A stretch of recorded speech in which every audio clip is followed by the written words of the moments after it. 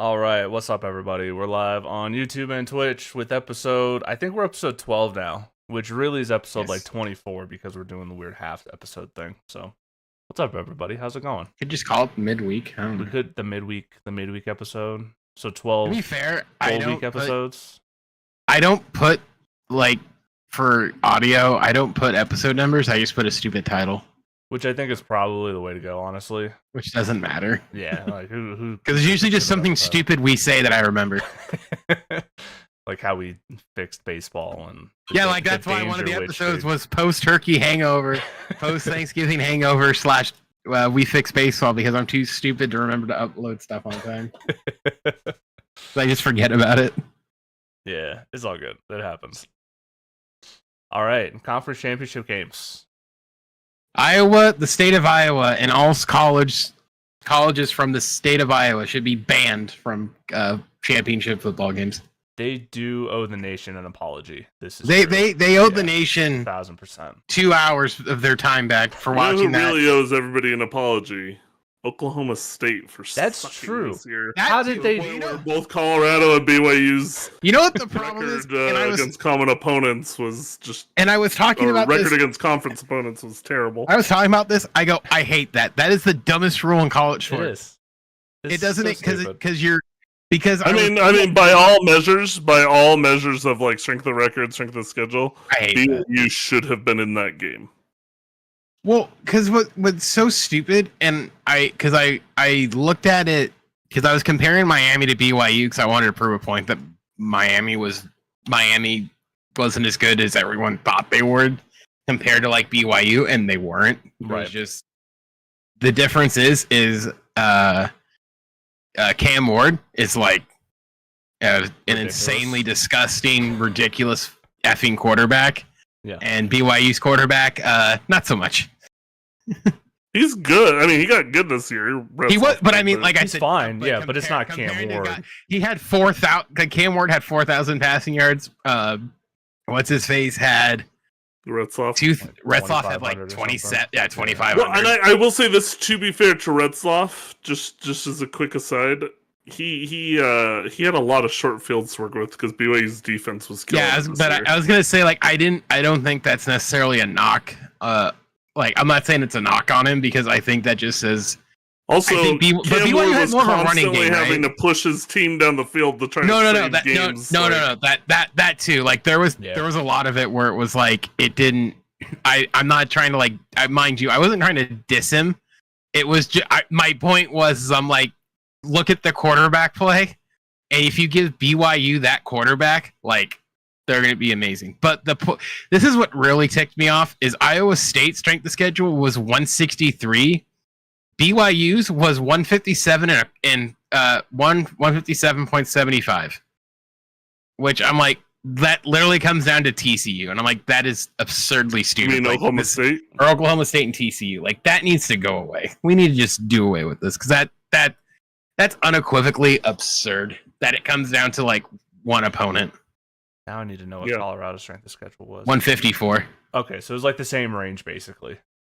Yeah, so like they're in the same ballpark, but the fact that it came down to like if they were using strength of schedule or strength of record, BYU would have been the next batter up in terms of.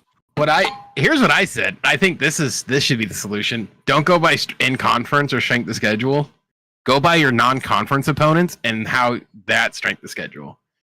That would have lost it for CJ, but the whole thing is North Dakota State's legit, man. No, but the reason why you guys beat North Dakota State, but it wasn't by a lot. No, you guys, I was thinking of Nebraska. You guys lost. No, we got killed by Nebraska. Yeah. No, but the reason why I say that is because then it would force your out of conference record, but like you have to play like one other like.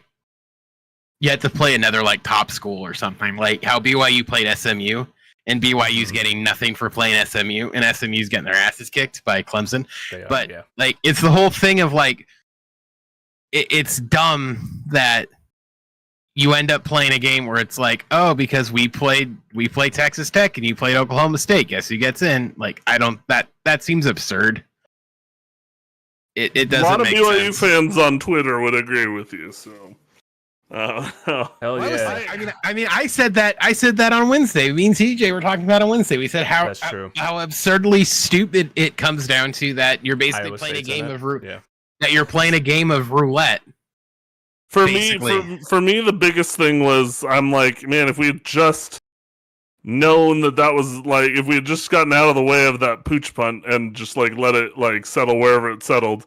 BYU beat Kansas, and the BYU to beat Kansas, and then I honestly think, and I told this to my wife, but this may be like a terrible take, because BYU was getting pretty steamrolled in that first half of the Arizona State game, but I honestly think the what BYU figured out in the second half, if BYU had been the team to face Arizona State, it was not going to be close, but in the other direction. A big thing, because a big thing that teams have been having trouble with against Arizona State is Cam Scadaboo, like, is nearly impossible to tackle, and so a lot of the standard tackling techniques. I mean, I think honestly, in a lot of college football, there is some really bad, shoddy tackling that goes on. Yeah, there's a lot of do the stunt move and then an arm tackle, and it's like most of the time the arm tackle works, but then you face a guy like Cam Scadaboo, and that's not. And so, because if you look at the film, like what BYU did against Scadaboo in that second half in the ASU game, is they started to plant their feet and like really go for these tackles that, yes, maybe gave Scadaboo like a yard here and there that maybe you couldn't have, you weren't getting him down for losses, but you were getting him for shorter gains. Do they not practice tackling in college anymore? Like, I don't think they do. Like, just because the football's become so non-contact. Like, is USC's logic of no tackle practices just catching on everywhere? Well, I think it probably comes... Not at BYU, I will say that. BYU runs full contact, like... No, like, I know USC... I know USC didn't. I don't know if they still do. But I feel like they don't, because I remember when they came over, that was one of the biggest complaints I remember getting was like, oh yeah, they don't practice, they don't do tackle, they don't do tackles. Why? Oh, we just don't believe in it. So for you guys, was that a Texas Georgia game? Was that boring, or like, yes, this is like good football because like they're just defending each other really well? I had to go into work, so I only saw. I had to go in and set something up at work, so I saw the end of it. When I was there, I was just like, it seemed like poor quarterback play from a little, like when I watched the first half. That I agree with. There was, I think there was definitely some good defense from the SEC, but it's also this thing now. Like, I watch these games, and I know it's like SEC talent against SEC talent, but like, look at Texas. They're not. I wouldn't say that's SEC talent versus SEC talent. That was SEC talent versus Big 12 talent. Because Texas just came from the Big 12. They just came over, They did not get that bump of SEC talent yet. And so... for Greg Sankey to keep saying, this league's just better. 3 lost teams should get in from the SEC because we're just that much better. It's like, you guys are very good. But I would say top it. There's not that big of a difference between. I honestly don't think there's that big of a difference between Georgia and Arizona State. And this was. I just don't think there's that big of a difference. And I'm very glad Georgia won. Because now Alabama, now they can't say, oh, we got 2-3 lost teams and we got to put Georgia in. We can't leave Georgia out. Oh, there's Alabama. Now, realistically, Miami, look, it's kind of looking like they're in a good spot. Mm-hmm. Despite them being tricky little bastards and doing what they did, where it was like, where they put, don't think I didn't see that shit where you put Miami at 12 so you could just bump them right out of it if you needed to. Right. I saw that, you little bastard. But going back to your talent point about Texas, look at who is number 1 in each conference this year. It's all teams that move conferences. Yeah. Oregon, Arizona State. I will say this: there is SMU. A lot more depth in the SEC. Still. Oh, 100%. it's getting chipped away because of the transfer portal. You're seeing a lot of the Alabama used to be able to just be like, all right, we've got the best players, and then we've got a lot of the second best players in the league. But they're all going to sit on the bench. Second best players are all moving. Guys graduate, and then these guys just come in. It's not happening as much because a lot of these guys are like, well, I'm just going to go play at Oregon, look at Boise. Look at Boise State. Look at Boise. Boise State's a prime example. Boise State has a former 5-star recruit quarterback that sitting on their bench. He didn't win, but I'm just saying, like, you don't. There was a time where Boise wouldn't have that, and I don't know if he, but I think he's only a sophomore, so it's not like, oh no, he can't start next year. But I'm just saying, like, they got a 5-star recruit, and they have, despite what Fox wanted to do last night and basically want him, will him to get the Heisman, which I assume is going to go to Travis Hunter, despite all the naysayers at this point. Oh, two-way player. I don't know. There's a lot of juice between both names. I think it's actually going to be a close race. I think it'll be close too. The odds say Hunter, but I think the voters and the people who are the sporting public is very much saying, no, it's not Hunter. I mean, I will make the point again. I still think it should be Genty, but we've already gone over this. So. We have, yeah. And honestly, like we said earlier, I don't think there's a wrong answer. I think it will be very close. It'll be split very close down the middle. It pretty much comes down to are you looking for historic running back production, or are you looking for historic two-way player production? Because they're both doing stuff that we haven't really seen. So it's basically a preference thing. Like, I would imagine the older voters are probably gonna be like, yeah, running game, smash mouth football type stuff. Then you have the kind of newer age voters who are probably more like, hey, he's playing both offense and defense, playing 140 snaps a game. This is crazy. I don't know if you guys watched the Mountain West title game, but it was on Fox, so they have Mark. Mind you, on Fox's panel, it's Mark Ingram, Matt Liner, who both have votes. Mm-hmm. And I think Mark Ingram was voting Travis Hunter because he made the comments like, I might have to reconsider my vote.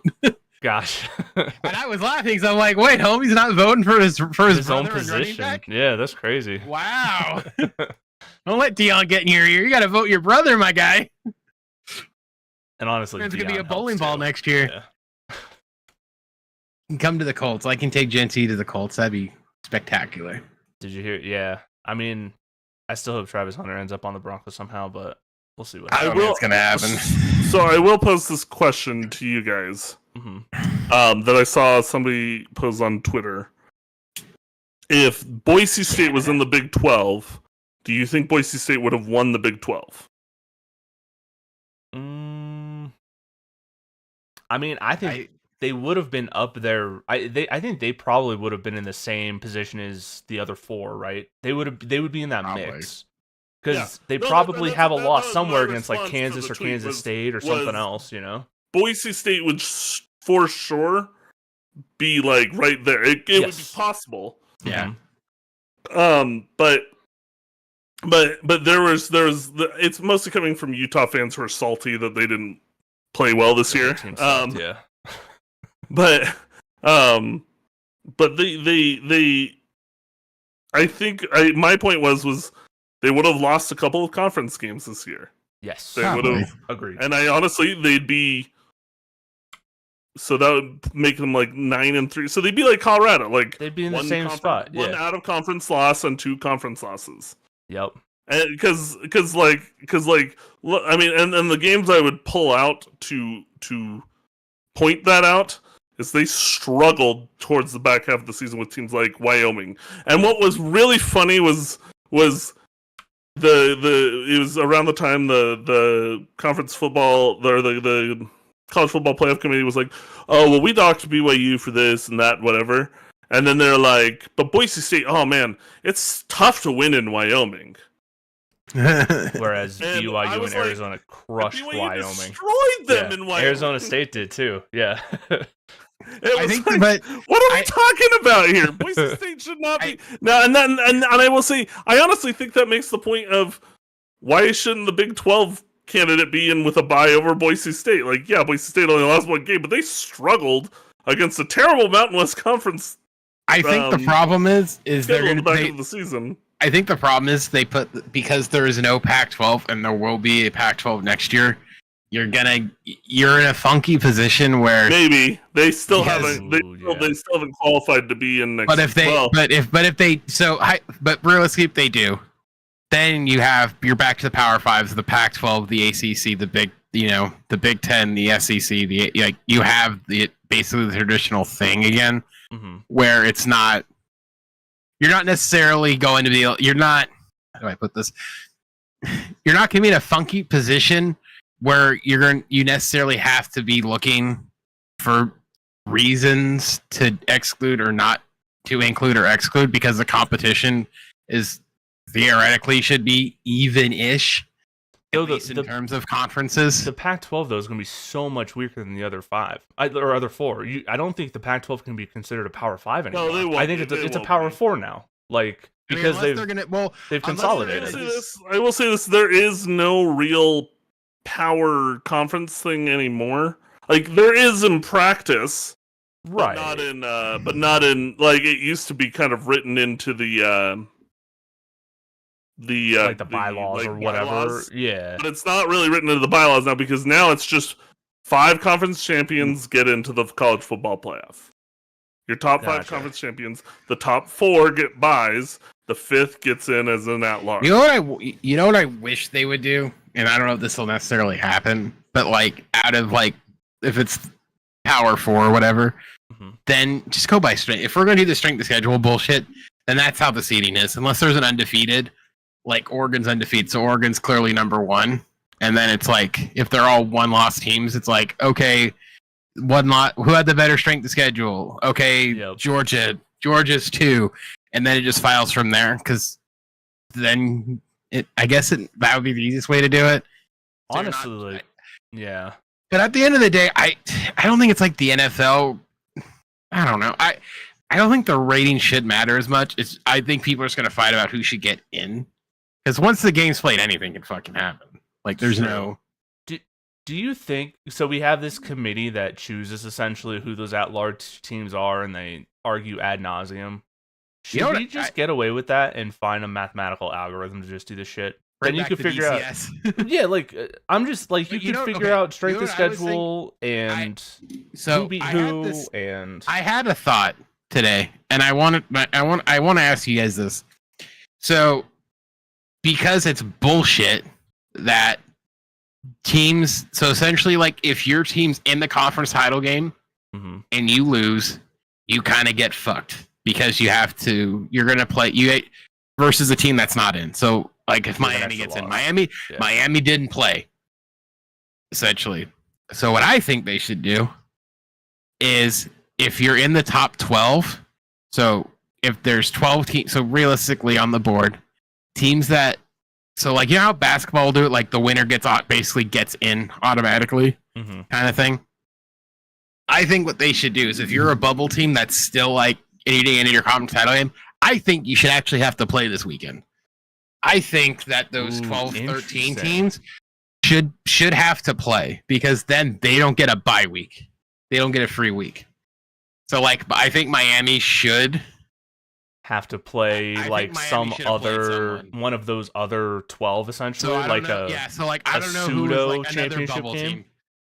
Yes, I think, and then losers are out and the winners move on. So basically, if you lost, unless it's excruciating circumstances where it's 2 undefeateds, then you're kind of okay, one's a 1-loss team, so we can't sort of thing. But I think there needs to be some sort of I don't want to say punishment, but an even playing ground, to where it's not Miami gets a break versus or BYU got in, BYU gets a break. I think it should work. I think there needs to be something to where it's and plus more football. Who cares? That's right. what we really want, right? We want more football, because there's no game. I know next week's Army Navy, so Army realistically is also getting doubly screwed. Right, because they have the extra game, yeah. But is Army okay? Is that game I think that game's technically just an exhibition. I don't think it counts for anything. I think it's supposed to be, right? It's supposed to be just an exhibition, if I recall correctly. Technically, it's on the schedule. Bowl game. It's a yeah. They would actually invite somebody. I don't know how they would work it out, but if Army had made the college football playoff this year, Well, they still can't. Like theoretically, they could. And there's a good argument they should. 11-1. I mean, 11-1. They're 11-1 versus a very I was gonna their schedule is garbage. terrible loss versus the one good thing they Okay, played. hold on. Their schedule's so bad. Hold on. Who cares? They lost to Notre Dame. Who cares? Does the college committee hate America? If they don't put Army in or make them at least like on Congrats, the border, they hate beat America. Lehigh and Rice. Let's go. Like, Hey, I will do you hate say America? this. don't care. I will say this in that topic. I think that there needs to be a discussion for standardizing schedules across the NCAA, not just 1,000%. sending conference to I conference. agree. Yes. Because the SEC gets away with bullcrap. Being able to assign Mercer and Arkansas A&M State. No, I agree. It's No, I 100% it's agree. ridiculous. It's like, yeah, we get basically an extra a third bye week towards the end Yeah, of the no, I season agree. because we're stacking our schedule a certain way, and it's Well, like, why don't they- we only wait, do an 8-game wouldn't conference this- slate? And But it's wouldn't just this- like, this but is wouldn't crap. this? Wait, why don't they do what they do in the NFL, where it's like the SEC 1 year plays Big 12 teams 1 year, and then the Big 10 plays like I don't. Yeah, like And then, the like, divisions the ACC, rotate in the NFL, like, 100%. Like Yeah, that's your out of conference schedule. You don't play like the nunnery. Like, okay, Right. you know what? Your first week can be a weak opponent because it's just like it's week 1. Let's not go hog in wild. week 1 is when you do the rivalries and the Notre Dame USC, like that kind of crap, where it's Well, like, that- yeah, oh, we've like, always well, done that's that. Like for- maybe you have 2 weeks yeah. for that, and then I think some of those games, like I know Notre Dame USC, those dates are set in stone. They've been yeah, for years. and same with CU So- and so, Colorado like- State, right? like that's one like that like USC Notre Dame, that's one out of conference. Like that's they can work that in just in some equivalent to that. But like yeah, like have it be like, hey, this year the Big Ten's playing the ACC, so all your out of conference games are gonna be you're gonna get 3 ACC games. So it's a little more even. and maybe that ends up being a tiebreaker for at-large bids potentially. Like, Yeah. hey, the ACC went 20-7 against the SEC or whatever it is, right? Yeah, that like Give a little more do weight that like to we do in the NFL because isn't that's how the NFL does tiebreakers. the isn't it? NFL does. Yeah, the NFL does tiebreakers like that, and they have their schedule is set up so it's every year you were playing one other conference in the AFC and then the NFC, and then you're playing Yeah. each same conference team that finished in the same spot you did. So fourth place AFC West is playing fourth in AFC North, South, and East, Mhm. or whatever. Yeah. Like it's very kind of mathematical how they've set up. Like their I think schedules. that's the best. I would say that's the best way to do it. I Especially agree. now where it's like where you're because you are playing for playoff position, and it's kind of stupid that there's no like way to do it. Because like I said, it's sort of dumb that we're playing a game of multiplicative fractions Yeah. for a title game that clearly didn't send one of the best teams in the conference, but left probably the best candidate for a game at home because you played Oklahoma State. God damn. And Gundy gets to stay. Can you believe that? It's I don't. crazy. Yeah. I think Gundy's earned that though, honestly. He I was don't- if you look at 0-9 what in conference happened, play to this be- year. No, I know. It was so I terrible. think he's earned over the years some. Okay, yeah, I'll give him that. That's fine. I'm no Oklahoma State defender, but they had a lot of injuries. I know. I'm just looking at that schedule where they beat South Dakota State. The guys that came back that Tulsa should losses. have been good, like their They O didn't do line anything. Yeah, they was didn't do anything.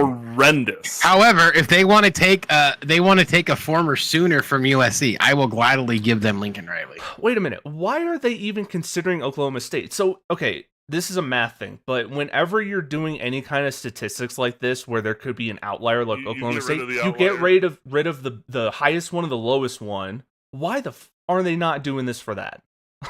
Like, I don't know because it probably wouldn't Doesn't make any average out sense. the same way. You would that's think what I'm that they saying would- though. Like but- it gets yeah, rid you of would those think. weird outliers of Because you that's getting. basically the case. Well, yeah, but what's the weird outlier for was?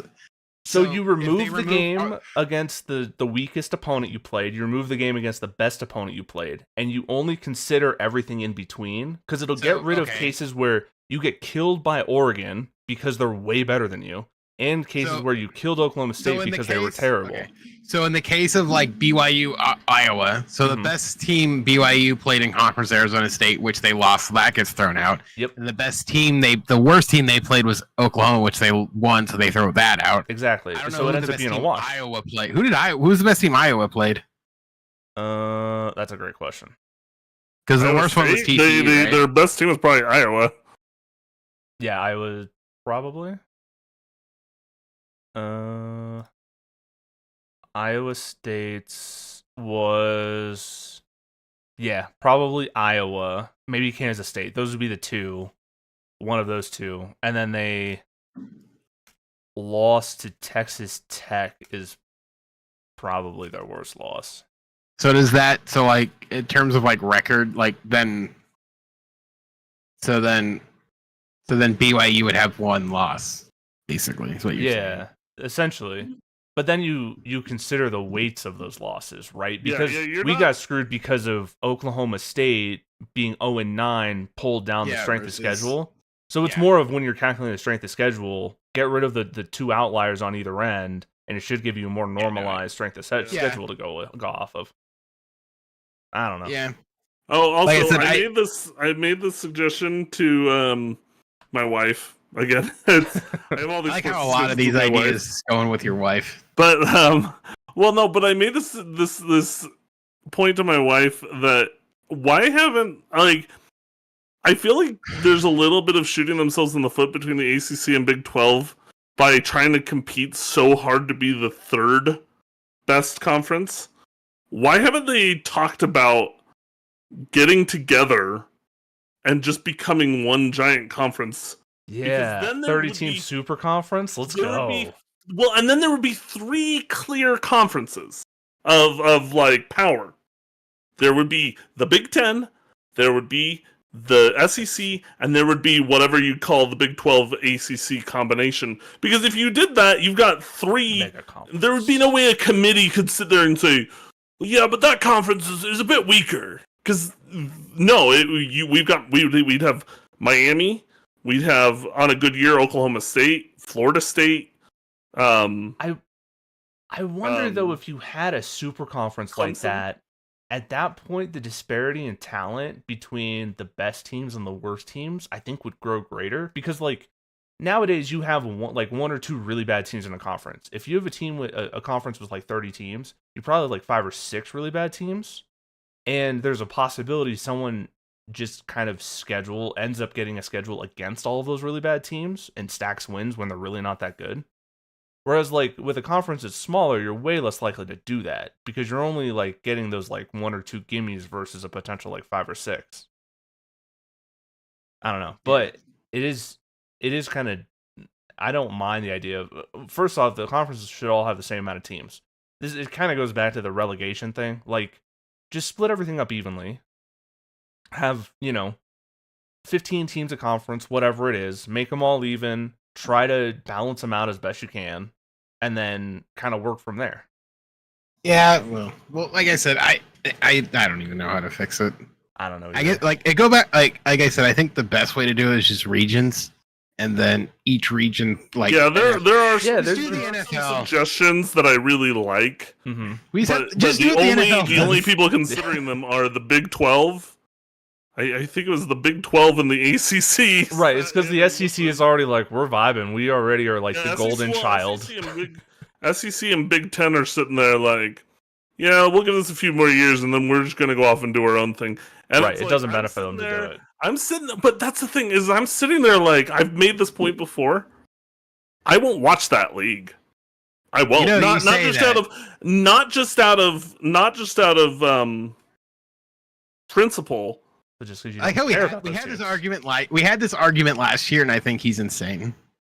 That I wouldn't sit down and watch Purdue play Vanderbilt. No one should watch that. No, I'm saying but I'm saying the Northwestern idea... and Purdue. Why am I gonna? No one's watching that now. Exactly, but that's my point. So why would they go off and do their own thing? I would have zero rooting interest, so I wouldn't watch. But my point in that universe, but in that universe, those schools are gone Vanderbilt sent off to the Atlantic Ocean along with Northwestern. Not until by all. But not until trust me, when those super conferences happen, those schools are getting shipped off the pasture. But even so, I would Vanderbilt's getting shot to the sun. I'm the only reason I'm watching Ohio State, Michigan now is because there's still implications that are relevant to all of college football. I'm not gonna watch Michigan. Well, I see what you're saying. Ohio State, because it's like it's people I know that root for those teams. But outside of like a couple of rivalry games, I would just not watch. I would have no rooting interest because how in that whatever you're saying you call that league, but if in that whatever you call it league, I'm not going to watch because there's no implications for BYU. You're saying. I see what you're saying. You're saying it's a completely different conference. You don't care, or not even conference league. I guess. Well, I wouldn't care because it wouldn't affect the team I'm rooting for. No, I get you. I'm not gonna. What I'm saying is, I'm not gonna. If that happened, I'm not gonna sit down and say, all right, I'm a USC fan because USC got invited to the party. Oh, I don't think. Well, truth be told, at this rate, USC wouldn't get invited to the party. But that's neither here nor there. But the point is, I don't. As much as like the SEC and the Big Ten will kind of like, I think at the end of the day, and I think this is something that's going to play a part in this as we go forward. The sports, and you're sort of seeing basketball starting to do it. I think basketball's a little different, but the teams where they actually have to play during the week and travel are starting to come up. So I think once like baseball season hits and basketball starts to go, and these in-conference games like during the week are like across the fucking country, I think that's when you're gonna get a lot of like bending and breaking, because you're gonna get teams, and people were talking about this when this happened, is you're going to get players who are gonna be like, hey, this is absurd that I have to travel. Like baseball's 3-game series, and it's the same thing in the pros. Friday, Saturday, Sunday. Like these teams are gonna have to travel Wednesday, get there Thursday, practice Thursday, game Friday, and it's not like they're traveling like close. They're flying to fucking Rutgers for this stuff. Yeah, it's like UCLA, Rutgers. I'm gonna see where that is on the baseball schedule. Like you got to remember, like they're gonna have that's going to happen. So I kind of wonder if with these travel things with different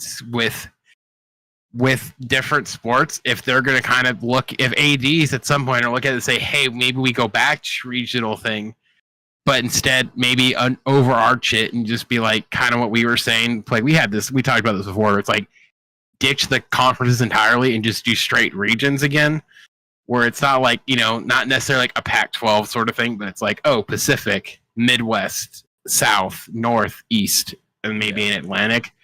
So like that's not happening. Then again, you end up, like I said, just do what the NFL does. It's the easiest way to do it. Then you're not doing this nonsense. Your travel's not that bad. If you have to play somebody on the East Coast, it's occasional. It's not all the time. Yeah. Yeah. Like, so it's like, and if you did do it, like you can do neutral sites. We've done that before. Like, like if USC has to play Texas, like going to Texas isn't that bad. Stuff like that. Stuff like that where every game's in Denver, dude. I kind of wonder if that's going to ultimately come into play, is when players start complaining and saying like, hey, we're doing 3 games out in Jersey for softball and baseball. We're doing 3 games in Michigan for baseball. Like that's a lot for them, because they have to play, because they play, I think, 1 series in the week and they play a weekend series. And like, that's a lot. Yeah, like UCLA basketball has to go to Rutgers, to Maryland. They're having Penn State come to them. They're having Michigan come to them. That travel schedule is disgusting. So I'm wondering how much of that's going to play in the next couple of years. Not so much like what Bryce is saying, where it's like, they're just going to kick the schools out. It might be for football, but all the other sports be like, hey man, we can't do this traveling crap, because they have those midweek Wednesday games. That's rough. It's not like way before it was like Pacific. You're just going up. The first they had to go was Oregon. Right. I mean, you're going to have to like go cross country now, and that's going to be rough. So I kind of wonder if you're going to get a little bit pushback from the other sports, where it's like, we can't do this. This isn't football, where it's like you leave on a Friday. And honestly, like football probably should just have its own structure anyway. Like I don't understand why these schools are so like married to the idea, outside of a couple, of having all their sports in one conference. Like, why not have, the football and basketball schools are different in terms of who the good ones are. Like, why not set it up differently for each sport so that we're getting the best competition for all of them, where also the travel makes sense, especially for stuff like baseball and basketball, where they are doing midweek games. And, like, I think we kind of forget their students first, or should be theoretically. Like, I know the biggest thing is just, I know TV rights still have a lot to do with it, and because some of them are so bad that they kind of can't reoperate, because that's what happened to the Pac-12. Was the Pac-12 got such a shitty TV deal that they wanted to negotiate out of it. It was like, oh, too bad. And when they tried to negotiate it, fucking Utah thought they were hot shit and worth $70-some-odd million. It's like, fuck off, Utah, you bastards. So, like, you have all this stuff where the TV rights deals were bad. I guess they got a little bit better, but now the Big 12 is sort of taking the spot as sort of the Pac-12 spot of, like, that bullcrap 8 o'clock West Coast time start. Hell yeah. Because now you're the Pac-12 after dark, dude. Let's go. Now it's Big 12 after dark, which I wish upon no one for those start times. Sorry, I'm used to it at this point. But I mean, like, I was gonna say I went to that game last week. No, but I mean, like, I guess like you sort of look at it from the broad standpoint. I don't want a necessarily super conference, but I just want it to make sense to where it doesn't, like, none of this cross country nonsense, because you're, like I said, it's only going to take one team being like, we're not doing this. And I don't know when it's going to be, whether it won't be this year, but let's say in the next 5 years, you're going to get a school that's like, hey, we're not traveling cross country anymore. We want to go back to, like, the region stuff. Well, that's what's crazy about the ACC. Like, overall, the other conferences, they've got Cal and Stanford traveling across the country to play almost all their road games. Well, what's funnier to me, and I wonder if this would be a possibility, and it would probably drive Bryce crazy, is like, why didn't, like, sort of like how the SEC does, like, a north and a south or something. It's like, why don't you, like, east-west, go back to the east-west and under this, like, it's one giant thing. No, screw off. That would also solve half the problems we have. Well, I mean, honestly, what they need is they just need to set up they just need all, like, whatever 70 or whatever teams come together. You should need to just set up a governing body that says, all right, you're going to play mostly teams in your region.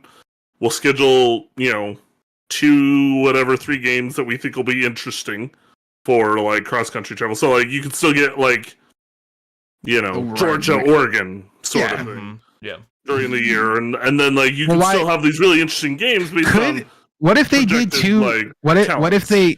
Okay, hear me out, because the only thing I'm thinking about this is, like, how they do, like, the kick, like those stupid kickoff games that are at neutral sites. Why don't they essentially do, like, 2 bowl games? Like, your first game is, like, a novelty game against some like a dream matchup, like Oregon, Florida, like Oregon, Georgia, like, is like a game to start the year, like a week 0, week 1 thing. Like, you play, like, you get one of those, basically, you get, like I said, 2 bowl games. Like, you get, like, a week 1 bowl game that's just like... That's what I'm saying. You need a governing body who says... Well, I'm saying outside of, like, your conference, too. For every team. But I'm saying that first game's an invite. Power or whatever. Like, you get, like, an invite to, like, some BS bowl, like, oh, the Alamo kickoff bowl game BS. Featuring, like, I don't know, like... BYU versus, I don't know, BYU USC. Who knows? Because that might be a fun game to watch at a neutral site. I don't know. I guess if we're trying to make it novelty because it's supposed to be fun, make it fun. Let's do another bowl game for LOLs. Yeah. No, I mean, bring back the Rose Bowl at the beginning of the year. I mean, but think about how cool would that be if, like, the Big Ten title game winner played, like, I'm just gonna say the Big Ten and the Big 12 played at, like, the Rose Bowl to start the year. Yeah, like, kind of like what the NFL does. At the beginning of the season, they always have some, like, crazy good matchup, usually between either Super Bowl rematch or AFC Championship or whatever it is, right? Yeah, it's like, let's have some novelty. Like, I guess the whole thing is, like, if you want people to watch, give people a reason to watch. Exactly. Yes. Regardless, like, if it's some crazy dream matchup you can only get in, like, NCAA where you want to play the number 1 team, like, make that happen. Let's have a little bit of fun. Play a little what if. And plus, I think it used to be cool to use these NFL stadiums or bring back a bowl. Yeah. Like Rose Bowl at the beginning of the year. How dumb would that be when it's not? There's no parade, but hey. You can just do a parade. How about that?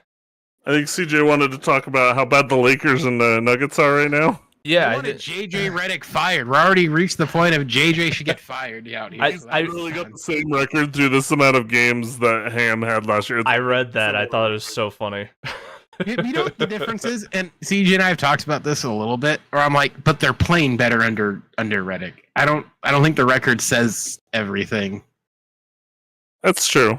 Because the whole thing is like the Lakers' biggest thing was last year for why they were playing the way they were. It was it's injuries. We just weren't healthy, and all of a sudden this year it's like well it's clearly Redick. Like Redick's got this team playing way better than Ham ever did. At least I think the Lakers are missing a piece. Yeah. Basically, I think that's part of it. I think they need a little help on the defense, despite what they want to be like. They need a big body in the middle that can say. Nope, you are not scoring here. Yeah, and I think they'll find with the trade deadline, but it's just, I think they're sort of in the same position as the Nets, or the Nuggets, where it's like they need a backup. They need a backup center.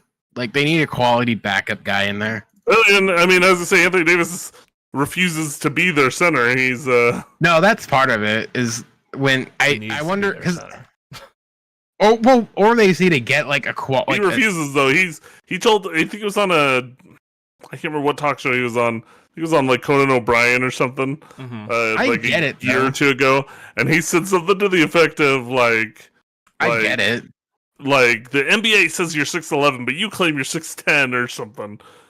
And why is that? And he's like, because if you're this height, you're expected to be a center. I don't want to be a center. It's like the whole thing is just do what's best for the Lakers and get on with your life. But I get why. The whole thing is, I kind of get the logic behind it because if I think the thing is he doesn't want to be like Jokic. He doesn't want to be compared to Jokic because Jokic is kind of like the free roaming center who could do it. I don't think he wants that.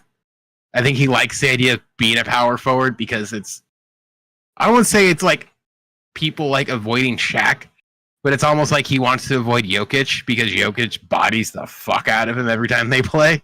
So it's like how do I do that? I get out of the way because then too, if the Lakers are smart, if we have to fire someone, I rather fire Pelinka. I think Pelinka's the problem. Mm-hmm. But it's like if they were smart and got an actual, a good quality defensive center. Then Anthony Davis is playing power forward. Hasn't Vanderbilt been injured? Yeah, Vanderbilt's been injured, and they're kind of he's been injured for like a year and a half. They're kind of just limping along, hoping that he comes back and is what he was for the Jazz. A lot of the stuff that I'm seeing is like, get rid of Vanderbilt, get rid of Rob Pelinka, and let Redick give someone who like around the same logic as Redick, where it's like they're kind of more. They're more cerebral with their basketball logic. You mean more so than anything? Like D'Angelo Russell is? Honestly, I think he's a big issue. I think he's part of the problem. Part of the problem for sure. But the whole thing is, I don't think a lot of the Lakers stuff is going to get resigned until closer to the trade deadline because I do think I think D'Angelo Russell is going to get traded. For someone, but I don't necessarily. I was gonna say I wouldn't mind even trading him and not necessarily getting back like the what am I trying to say? Like you don't mind getting back some role players. Like a Trae Young back. You'd expect like a big piece because he's supposed to be our third guy or whatever. Not very good though. But no, just get like a solid defensive center and maybe like a second round draft pick or a late first round draft pick or something from whoever. I kind of wonder too. I wonder too if they can kind of get rid of him and just sort of trade him for a good defensive center and then like do a pick swap. But like, okay, he does need a guard too, though. I'm trying to think what like. I'm trying to think of something. You can connect and Reeves, but then Gabe Vincent's your backup. No, but okay, guard. That's kind of gross. Okay, but I wonder if they could do something like I'm only using this name as like a thing where it's like you get someone of quality. Like Derek Fisher wasn't exactly the world's best point guard, but he was quality. He was good enough. But it's like, why don't you you don't need to get like a third guy per se. Like you don't have to get a Trae Young. You need Monte Morris. That's who you need. I'm like, I'm like, you can get someone who can just do the job. Like, hilariously, if Lonzo Ball stayed healthy, like a fucking Lonzo Ball, like get a guy who can just pass the ball and doesn't have to worry about shooting. Like, get a guy who can ball handle, pass it out, and that's it. He doesn't need to. If he scores you 10 points, hey, fantastic. He's but you want him just to like handle the ball and pass. That's it.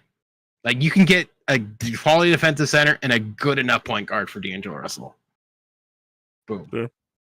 But also too, like, we haven't hit the point either of like the weird buyout market. Like, that's another couple months away, and I'm sure like that's where weird stuff will happen. Someone will show up on the buyout market that will probably help a lot of bulls.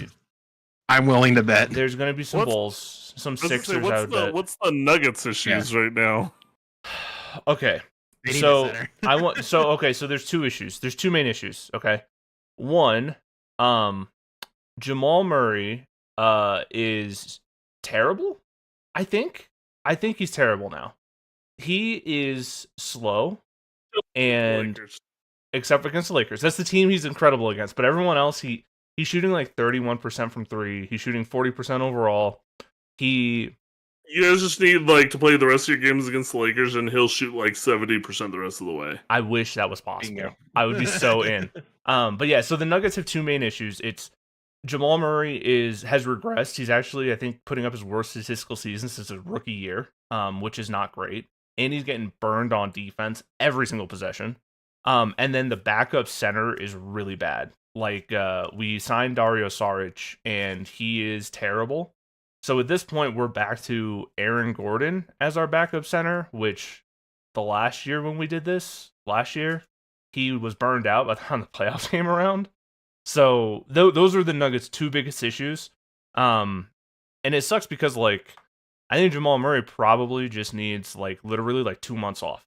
Like, if I were running the Nuggets, I think you just say, hey, go travel the world for 2 months and come back in the All-Star break, because I read this post and it made a lot of sense. He's essentially been straight playing basketball and training since like 2021 without like any breaks between his ACL reconstruction, going to the finals the year after he came back, last year playing in the Olympics for Canada. He legitimately hasn't had like 3 months off straight in 4 or 5 years. So it seems like it's surprising he hasn't broken like Kobe did when Kobe was doing that. And that's the thing is, like, it seems like he's hitting that like physical burnout. Plus, he also got paid this summer, so it seems like he's not really giving as much of a shit as he usually does. Like, he just seems like just out of shape. So yeah, all the Nuggets fans on the internet want to just like launch him into the sun at this point, and it's funny because the Nuggets literally cannot get rid of him this year.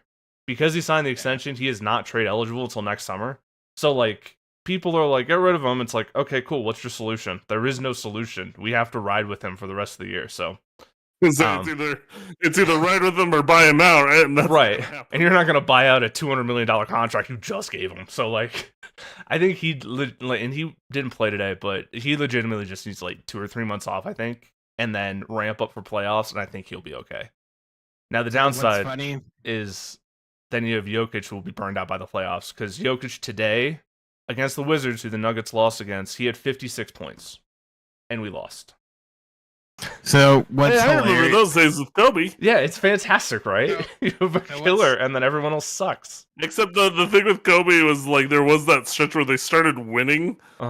And he was just willing them to, like... And that's essentially how Jokic has been this year. He's averaging a triple-double. He, like I said, scored 56 points today, 16 rebounds, 8 assists.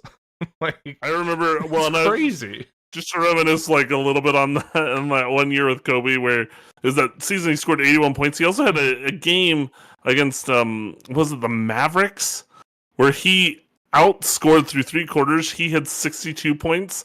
And I think the Mavericks had like 61. Jeez. As a team. And it was just like Kobe versus the Mavericks. Yeah. So. I think we're just sort of in a weird spot because, like, one, I don't even know where people are gonna start like looking for trades per se, or even like trying to get out of it. It's like the only name you're constantly seeing is like, oh, Brandon Ingram. Yeah, and stuff, and I'm like, but the thing is, like, who could even? First off, whether he wants to leave New Orleans or not, who even can trade for him? No, that's like that's the thing is like I just don't. Everyone's like, oh, make a trade. Well, it's like the Nuggets for Brandon Ingram. I'm just kidding. the Nuggets have $8 million to trade. They have Zeke Naji. That's about it. Like you could trade Michael Porter Jr., but Brandon Ingram isn't an improvement over MPJ or Aaron Gordon. But it's like even I'm laughing because it's like, oh, it's like, oh, Grant Williams, woo, who has a torn ACL right now. Yeah, but it's like, but I mean, like, I'm just sort of looking because it's like, I'm trying to look for like guys where it's like, oh, that might fit, and it's like, a lot of it's just like it's trash. Like you're not, there might not even be really a trades like we kind of see, and part of it because and a lot of it was like last year was like, I don't even know. I think the money's just too ridiculous now. Where it's like you're gonna get log jam with a lot of this stuff. Like teams are just hand tied. Yeah, well, it's because of those new second apron rules too. So it limits what trades you could even make if you're over the tax or whatever. Where like the Nuggets, they have to bring back the exact amount of money they send out. Yeah, and they cannot bring back more players. Like it has to be a 1-for-1 essentially of the exact same money. So it's like even if a team, whether it's the Lakers, the Nuggets, anyone else, the Sixers, the Warriors, if you want to make a trade, that's fine. One, who's available?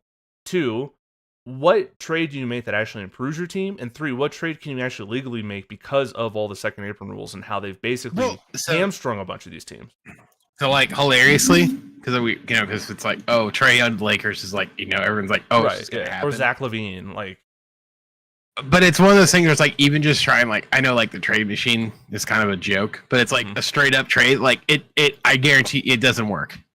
Yeah, because of the money. Like the Lakers are like they have to cut $22 million, and it's like there's no way that could even right. Like the only way you do that is trading Anthony Davis, and at that point it's like you're not making a good trade then. Hypothetically, so like let's just say like they trade away, they trade Russell and Vanderbilt for Russ. I'm just trying to get to work, like for Trae Young and who's something even.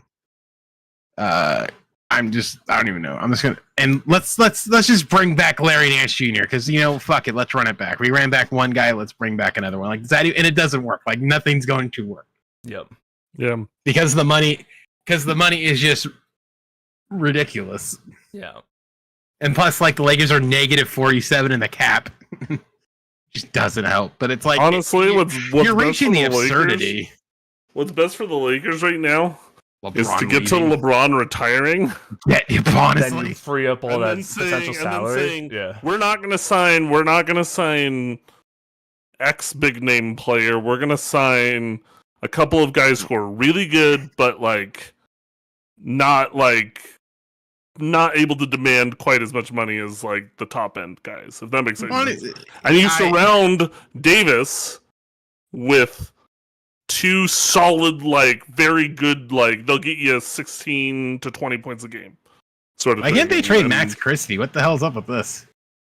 It's because he signed a 2-way contract as a free agent, so that actually expires next week. They'll be able to trade him. Oh, because he's making $7 million, so he can get fucked in the ass. Yeah. But yeah, like if you do look at guys okay, hold on. We can trade. Hold on. I'm gonna make this work. Hear me out. I'm gonna trade Gabe Vincent for somebody. Here we go. This is how I'm gonna do. Use my time. I tried Russell, Vincent, Vanderbilt, and it still isn't enough money for Trae Young. It's stupid. This is bring in a 13. That's fine. You still have to figure out how to send out $43 million. Okay, hold on. Let's get rid of Gabe Vincent and his $11 million making butt. Yeah. How much would it take to get DeAndre Fox? How about that? Does Gabe Vincent do it? Are you kidding me? That doesn't work? Yeah. You're talking to De'Aaron Fox in Sacramento? Yeah, all I have to do is cut $2 million. I can do that. That's fine. So yeah, Gabe Vincent, Vanderbilt, Russell. $2 million. That works. Jackson Hayes, get the fuck off my team. Dude, you could do De'Aaron Fox for D'Angelo Russell, Gabe Vincent, and Jared Vanderbilt, and you're good. Done. You're good to go. Where do I sign? There we go. I saved the Lakers.